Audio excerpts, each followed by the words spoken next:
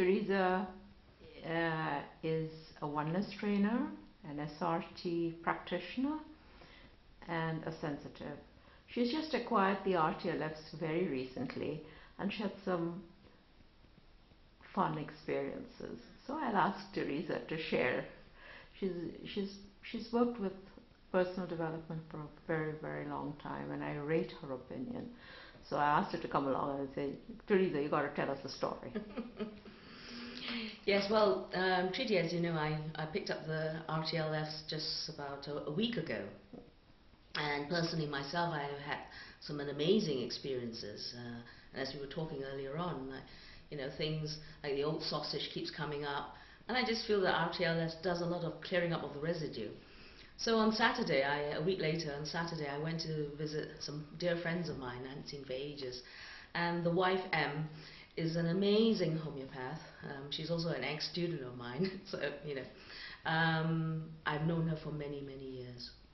And her intuition, her passion for people, her love for people makes her an exceptional homeopathic practitioner.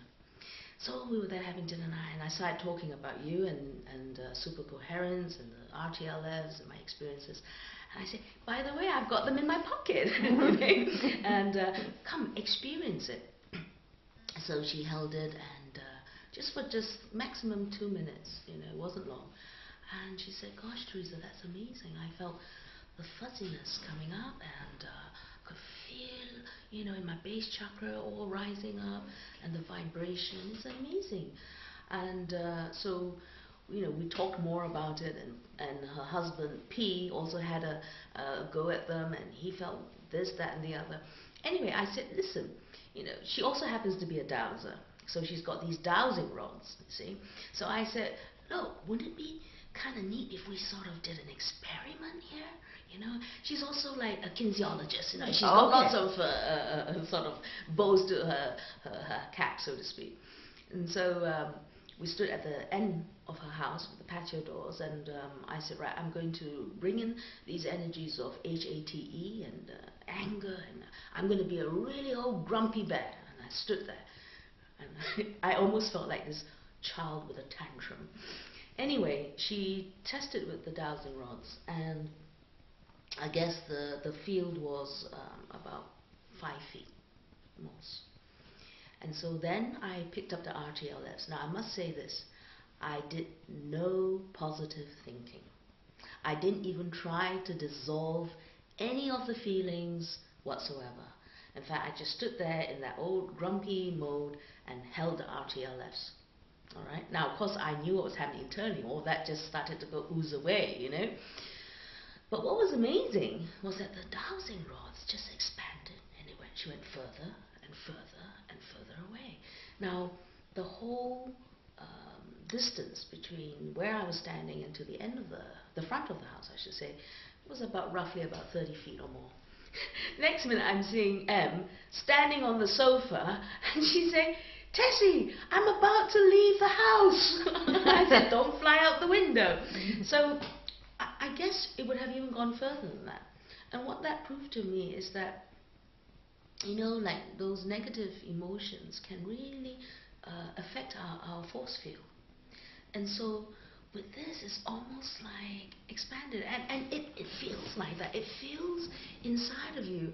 It's like an open space expanding, So, of course, we had to experiment with husband. We didn't want to leave hubby out, and so P came in. And I'm not going to go too much into this because it is a bit private, but there is a contentious issue happening for P with regards to a friend, and they've been friends for 20 years, and it's a money issue, which is resulting,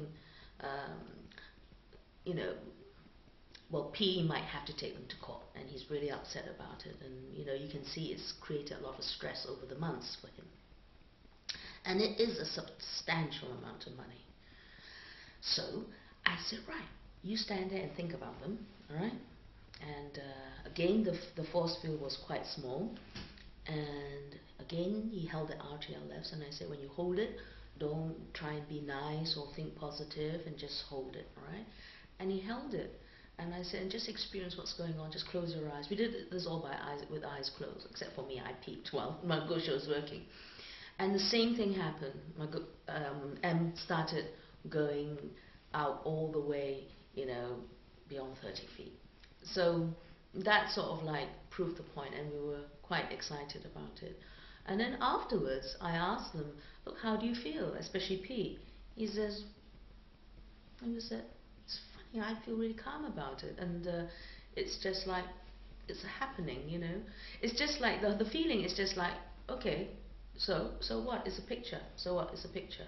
There's no, the venom has gone. The charge was gone. The charge was gone. All right? And so I feel that this is just an amazing tool for people to heal themselves, to end suffering. And I use it a lot with my meditations, and it really is just so wonderful.